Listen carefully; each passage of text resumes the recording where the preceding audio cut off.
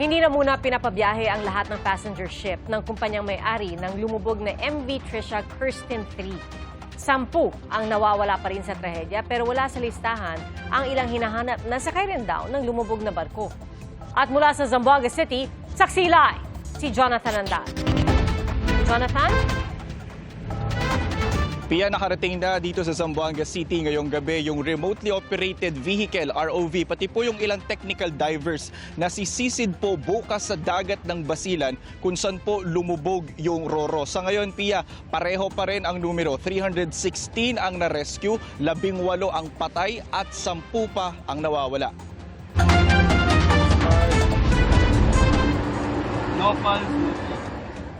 Sinubukan pang sagipin pero hindi na nagawang masalba ng Philippine Coast Guard ang buhay ng batang ito na isa sa mga sakay ng lumubog na MV Trisha Kirsten 3. Ayun, may tatlo silang nahila. Ilang saglit lang dumating ang isa pang bangkang lulan ang mga nahanap na pasahero sa pag-asang masasagip pa ang ilan sa kanila. Ayon sa Philippine Coast Guard, 18 ang nasawi sa trahedya at may 10 pang hinahanap. Ang kaanak na ibang nawawala pa umaasang makikita rin ang kanilang mahal sa buhay. Ang kadete na si Dave Kyle Punsalang na naka-duty nung mangyari ang trahedya, nakapagpadala pa ng mensahe sa group chat ng kanilang pamilya bago lumubog ang barko. Fully booked daw ang barko. Bandang alas 12:56 ng hating gabi, nag-message na si Punsalang na humihingi ng tulong dahil tumagilid na raw ang barko. Ako po yung nananawagan sa lahat na nakakita doon sa anak ko si Dave Kyle Punsalang. Ipagbigay niyo po ng impormasyon dito sa account ko o mismo sa anak kong si GP Punsalang. Sana matulungan niyo ako. Parang awan niyo. Parang awan niyo. Anak ko yan. Buhay na yung anak ko na sa lalay ngayon. Si Hermeline magdadalawang araw nang hinahanap ang anak niyang si Dina. Ito po siya, kung sino man po yung nakapulot sa kanya. Kasi hanggang ngayon missing pa rin po siya. Pero alam namin na ano po siya, nabuhay pa rin po hanggang ngayon. Kasamaan niya ni Dina ang kanyang kuya, asawa nito at anak nilang sanggol. 4 sila. So, yung 3 po na-rescue na pero patay na yung anak yung apo ko. Siya na lang po yung nawawala. Kung buhay man or patay, dapat talaga tanggapin natin kung ano man nakaano sa kanya. 7 kaanak na sakay rin daw ng Roro ang hinahanap sa Coast Guard Station ni Mudar. Asawa ko po, si Harija Jirol. Pati auntie ko po, si Balma Jirol. Pati asawa niya, si Jirol. Pati si Alma. Pati si Junhar. Pati si Rondon Jirol. Pati ikapito po yung batang na maliit, 2 taon. Sa ibang barko daw dapat sasakay ang mga kaanak kung di pinalipat sa MV Trisha Kirsten 3. Sabi ng bayan ko confirm, sumakay sila sa Trisha. Tinignan po namin sa list, ng missing wala po sila doon. So ang tanong ko po kung nasaan ang pamilya ko, nandun naman po sa manifest po ang pangalan ng mga pamilya ko. Kinumpirma naman ng Philippine Army na nawawala rin ang pasaherong sundalong si Sergeant Wendell Sabuyas. Kwento ng kapwa nitong sundalong nakaligtas, papunta sana sila kahapon sa Hulo kung saan sila na destino. Ginising siya ng kasama namin, sir. Tapos hindi ko na kuan kung nagising siya o hindi, sir. Hindi na namin mahanap si Sergeant Sabuyas, sir. Pero ayon sa Philippine Coast Guard, batay sa kanilang official record, posibleng wala ng pasaherong nawawala. Ang 10 missing sa listahan nila ay ang 8 tripulante ng barko, ang kanilang kapitan at ang tauhan ng Philippine Coast Guard na naging Sea Marshal sa biyahe. We are basing doon sa aming manifest na binigay sa amin. Ngayon, if ever po na meron talagang ibang missing, that would be part ng magiging result ng investigation natin. Na ibig sabihin, meron talagang hindi nakasulat sa manifesto. Sa ngayon po, ayaw po namin mag-speculate.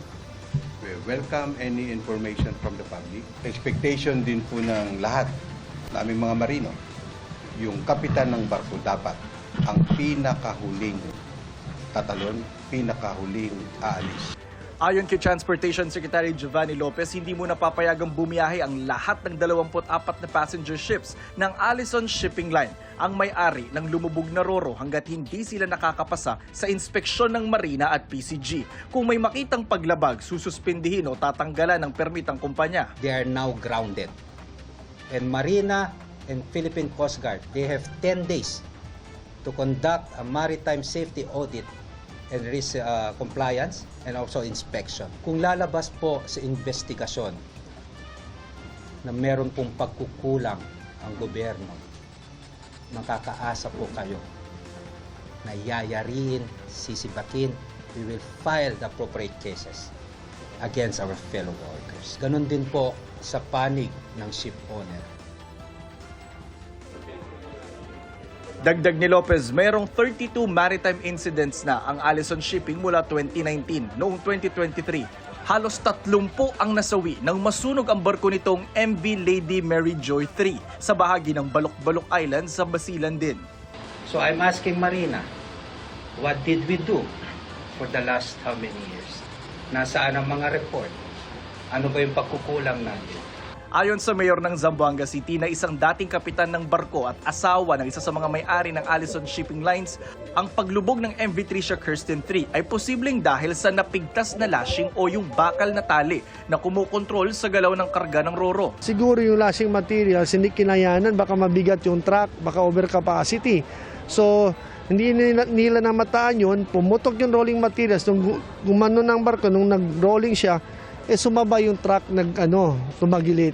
Kaya nung tumagilid yung truck, nagkaroon siya ng angle of roll and dire-diretso na lumubog yung barko. That will be part of the investigation. Nakikita niyo rin ba yung ganong angulo ngayon? We are not discounting any possibility. We focused on the search and rescue.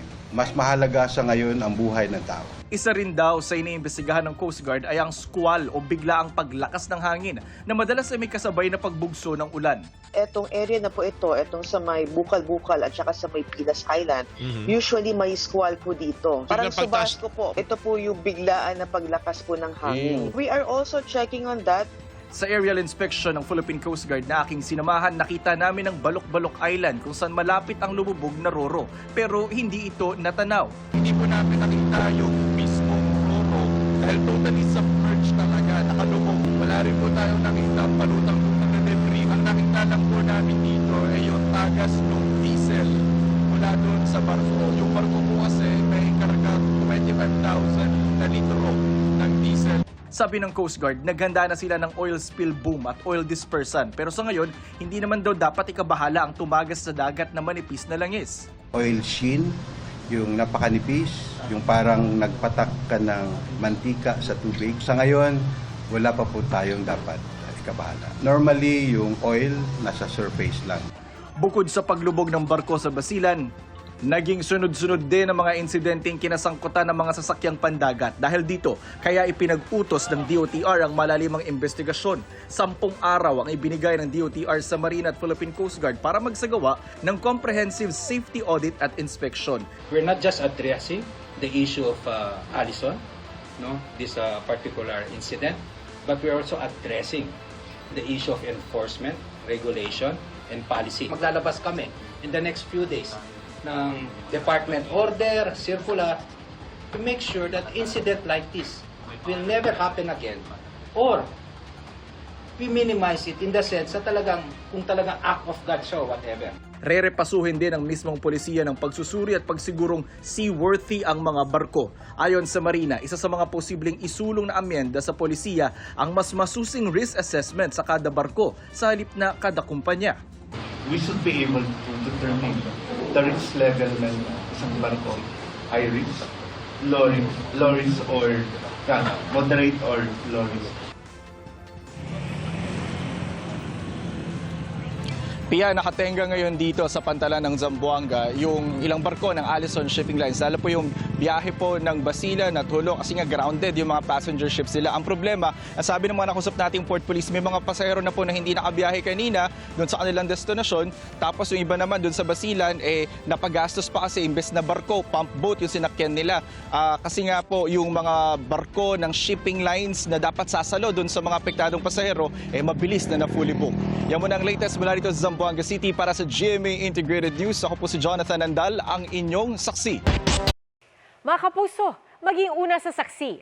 Mag-subscribe sa GMA Integrated News sa YouTube para sa iba't ibang balita.